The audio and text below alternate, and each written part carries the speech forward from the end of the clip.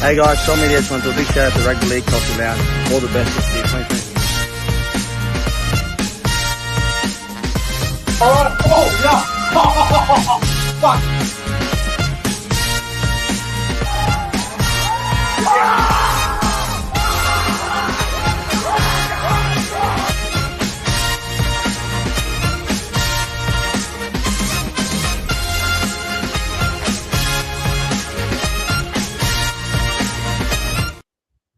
Oh, there we go, folks. We're live. Welcome back to the YouTube channel. My name is Nick from Australia. Welcome to the Panthers versus Storm prelim final review. The Panthers make another grand final. Very dominant performance from them tonight. 38 points to 4 over the Melbourne Storm down there at Accor Stadium. Let me just fix up this damn camera, guys. Bear with me.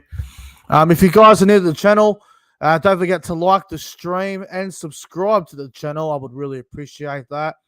The Penrith Panthers, once again, they took care of the Melbourne Storm and they advanced to the 2023 grand final. They look unbeatable, but I'll tell you, there were some opportunities in that game, especially in the first half, that Melbourne blew. They could have been in front of Melbourne at some points. They could have been a try in it with all two. So Melbourne definitely had their chances, but they weren't able to execute them. Hello to the live chat. Hope you guys are all doing good on this Friday night, September 22, 2023. Welcome to the prelim final review between Penrith and Melbourne. Hello to Bosky, Hosea, Taylor Eggers is here. Hello, everyone that's tuning in. Josh Rabbitohs 2023, William Pearson, Jason Reeder.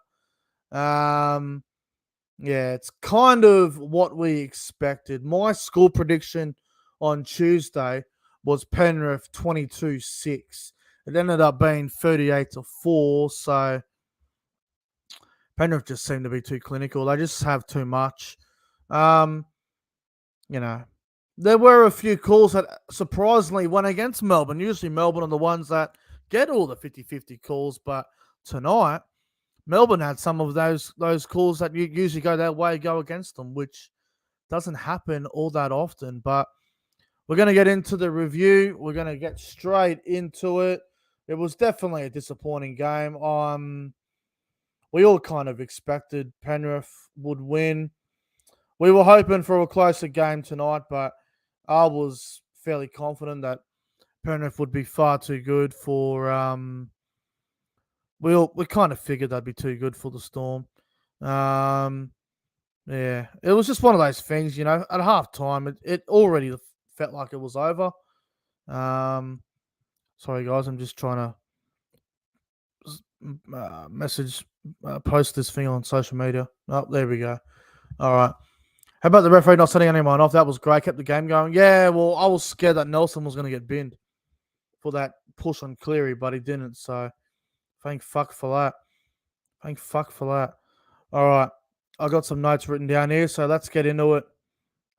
Let's get into the review, shall we? And, as the game started, Penrith looked very dominant, didn't they? Brian To'o with the first try of the game, everyone. Obviously, the Penrith Panthers, they go to that right-hand side. Cleary to Edwards. Edwards gets it on the To'o. To'o goes over in the corner for the first try of the game. Olam, unfortunately, was too far infield, and he came in, and that's where the overlap started. So Olam was to blame for that first try, which was a little bit disappointing, and I think he'll be disappointed with that. So Penrith go up 4-0 after 4 minutes. A very, very fast start for the Panthers. And then Melbourne hit back. Justin Olam. Good to see Justin Olam doing some good things for Melbourne. He got dropped there for about 10 weeks, and he came back in that final round against Brisbane, and then he didn't play week one, but he did play the semi-final, and he had a pretty good game last week against the Roosters. So Olam, it was a pretty soft try. They just went left, Munster out to Manny onto Olam. Olam he just beat Tago. He just got past him and went over a score in the corner. Very good stuff from Justin Olam. Good to see Olam doing some good things for Melbourne. He's a good player, Olam. He's one of those guys that I don't hate, or don't dislike. So good to see Olam scoring there. Anyway, remains at 4 apiece, 4 all. Now, 16th minute, this is where it's started to really get heated. There was a late push, late shove from Nelson or Solomona on Nathan Cleary. There was nothing in it. I heard the referee say, "Mate, I've got a sin bin," and then I'm going, "You kidding, right?" And then they showed the replay a few times, and it wasn't even a tackle or a shoulder charge or anything like that. It was just a push on Cleary. He pushed him over. It was obviously late, so that's why it was a penalty. It was a pretty soft penalty for me.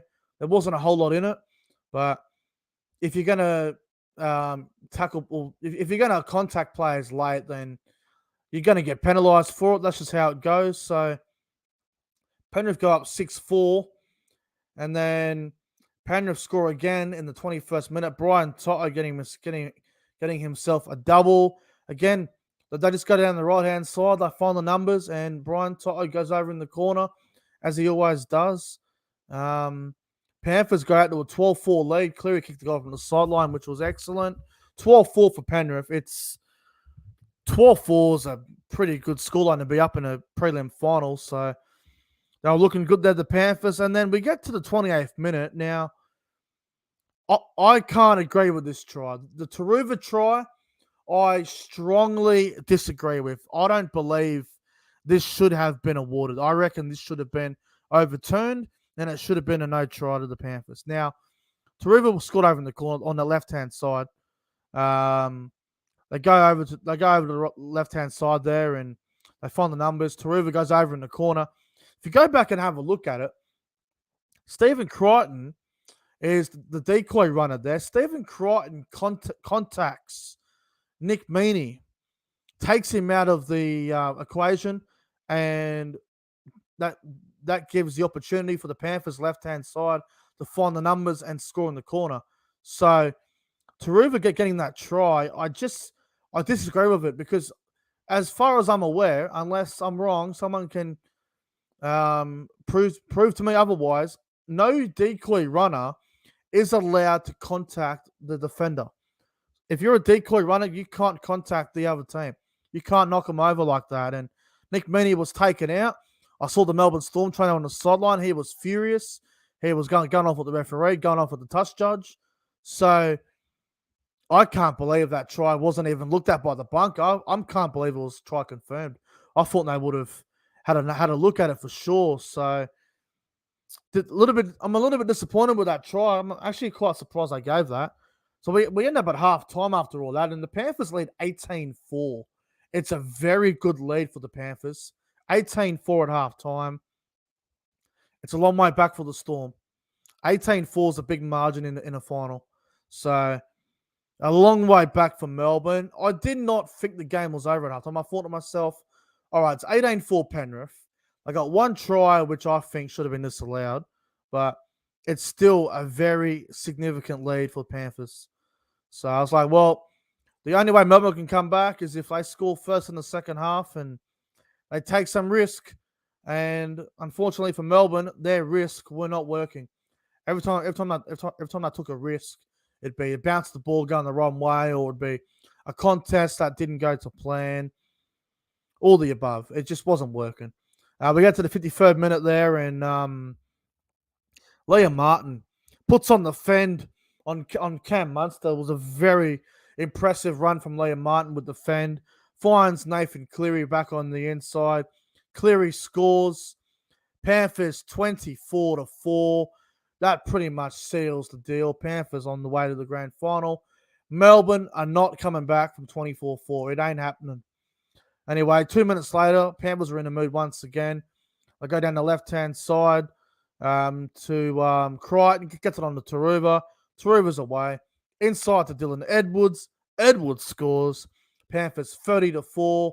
It's getting ugly. It's getting very ugly. 70th minute. Brian Toto goes over for a hat-trick.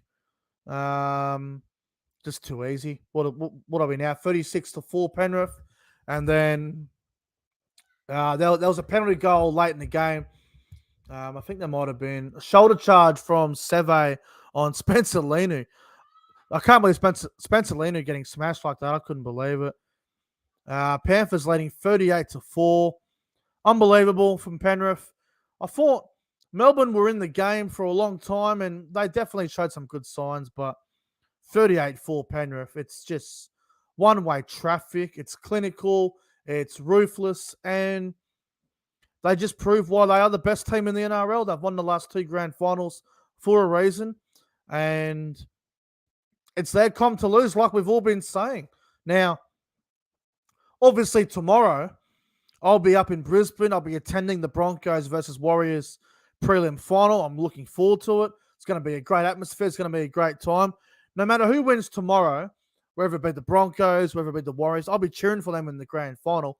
Whether they can beat Penrith or not next week, you will see on Tuesday in the grand final preview. But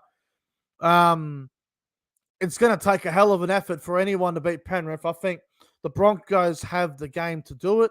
I think they have the style of football that can do it. And the Warriors, with Sean Johnson, they can do anything.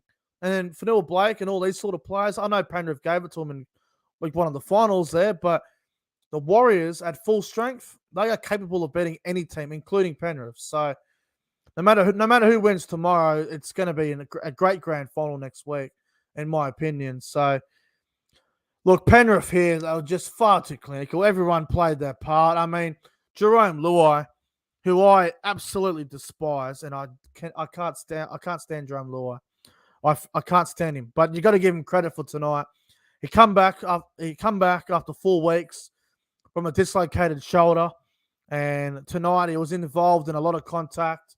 He was involved in a lot of the game, and he was outstanding, Luai. So he was great tonight. Nathan Cleary was outstanding. His kicking game was terrific. Scored a try himself. He probably gets the player of the game, to be honest. Nathan Cleary. Brian Toto was completely out of this world.